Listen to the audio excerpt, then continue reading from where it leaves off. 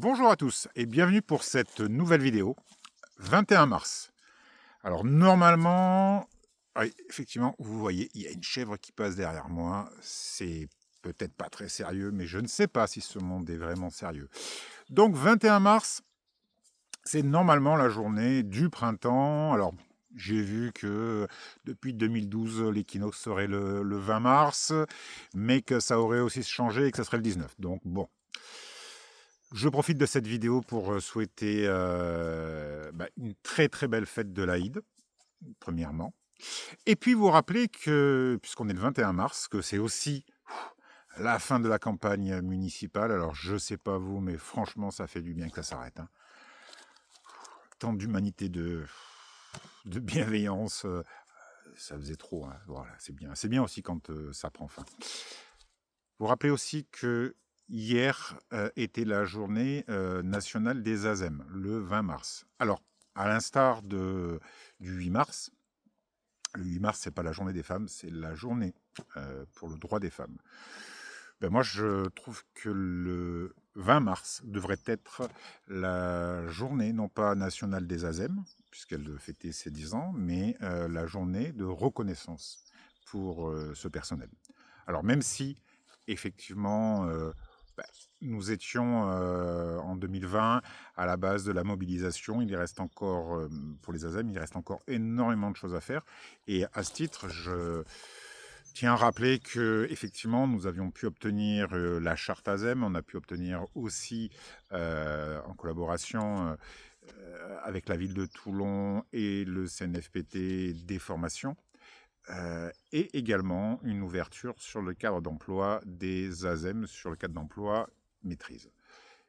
Cela reste encore insuffisant. La charte, ce n'est pas l'alpha et l'oméga. Elle a le mérite d'exister. Elle doit continuer à s'améliorer et j'espère en tout cas que ces 10 ans de journée pour la reconnaissance des droits des ASEM permettront effectivement d'avancer encore sur ce sujet-là. Je vous ai dit, la dernière vidéo, on a effectivement changé de nom, mais ce sont toujours nos élus et je vais profiter maintenant de ces vidéos aussi. Alors aujourd'hui c'est moi, je pense que d'autres personnes, d'autres intervenants feront de même. On viendra vous parler un petit peu de sujets différents.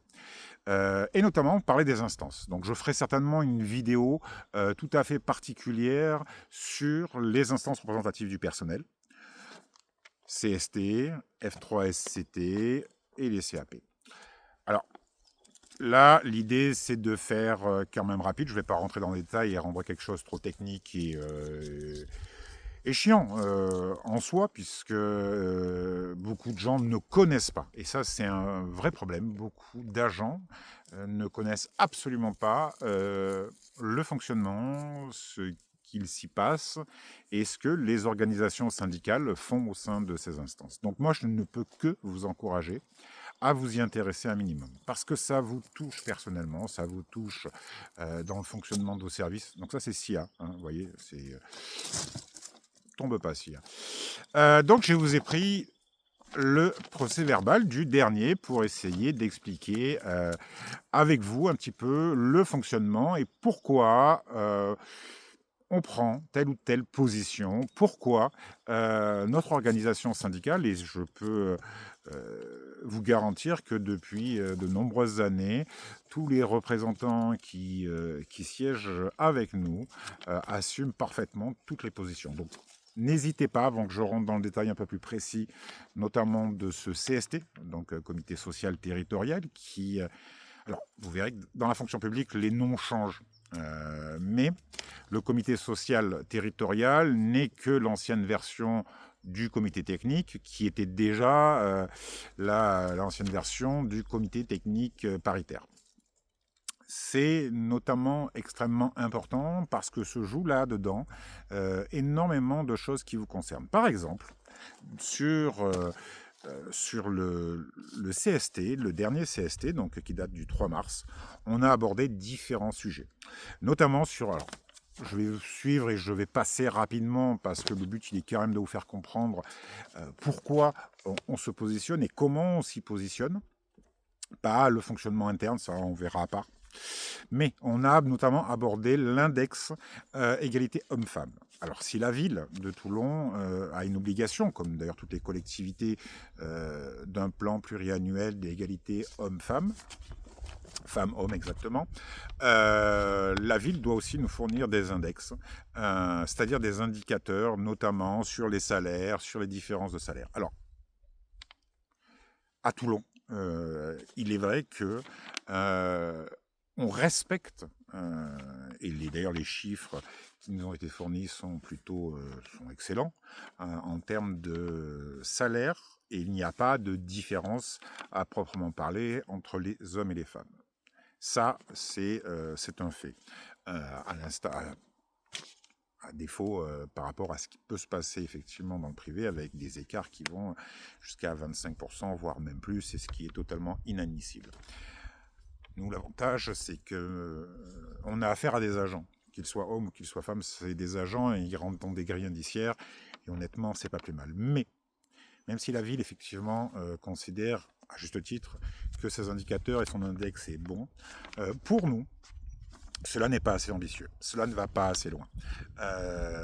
Regardez l'égalité homme-femme simplement à travers le prisme des salaires, c'est bien trop restrictif. À notre sens, la ville de Toulon devrait, et c'est ce qu'on a fait remarquer dans le cadre de ces instances, avoir une ambition bien au-delà de ça, c'est-à-dire entrevoir, réfléchir, travailler sur réellement l'amélioration et notamment l'articulation entre vie de famille et vie familiale.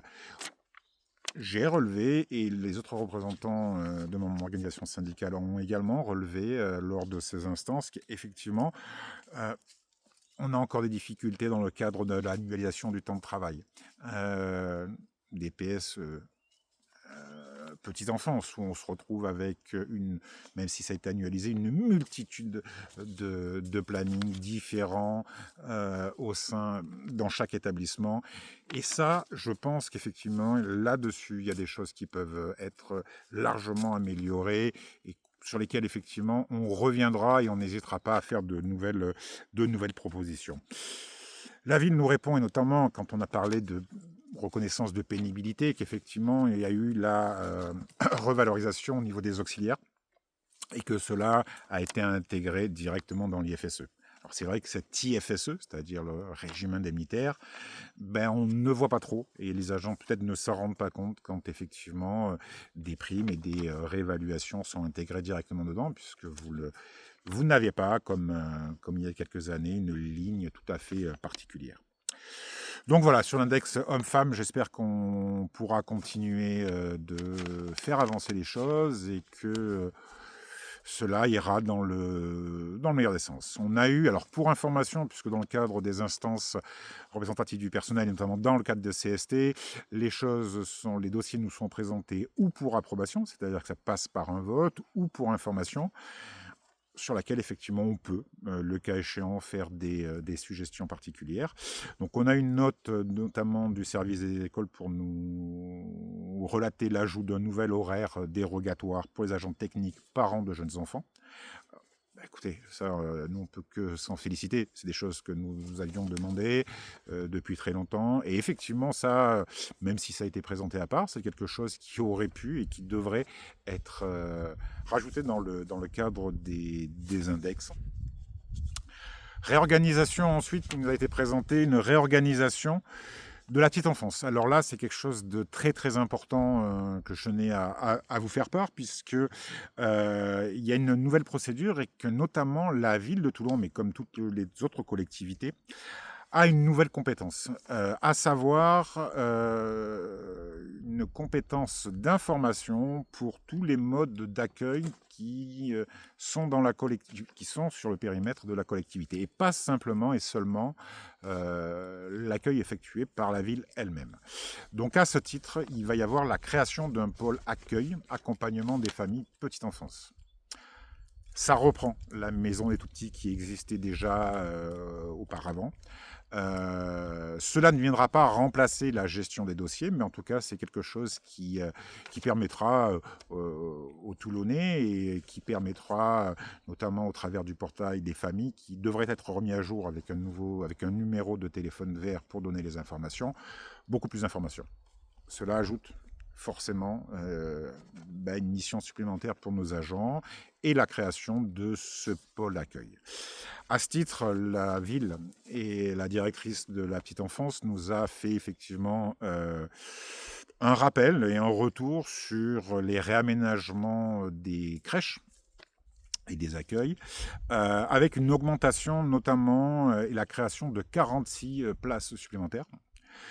Donc là, je le lis parce que je ne les connais pas par cœur. 25 places à la crèche La Mer, l'ancienne garderie. 12 places pour la micro-crèche Fontpré, ainsi que 9 places supplémentaires à celle de la MAG. Alors si on peut se féliciter effectivement pour de la rénovation et de la remise en état, la remise aux normes, qui sont pertinentes et qui vont dans le sens des améliorations aussi des conditions de travail pour les agents, on ne peut que regretter que la ville ne respecte pas son obligation de nous présenter en amont, et pas après une fois que c'est fait, les rénovations, les plans, comme ça a pu être fait à l'époque pour la direction, pour le pôle famille ou quoi que ce soit. Et j'espère, donc on l'a signalé, c'est pas la première fois, j'espère que les prochaines instances, cela sera fait. Ensuite, nous avons abordé notamment le service conseil études RH pour les affaires familiales. Alors là, c'est la création d'un pôle qui regroupera effectivement le pôle RH pour le reclassement, ça s'appelle le PPR, ainsi que le service, en tout cas du personnel du service formation. Alors si sur le papier cela est très bien et si on l'a salué, on a quand même soulevé pour notre part quelques réserves. Non pas sur la forme parce que c'est important et que le reclassement est une réelle problématique dans notre collectivité, mais comme dans toutes les collectivités.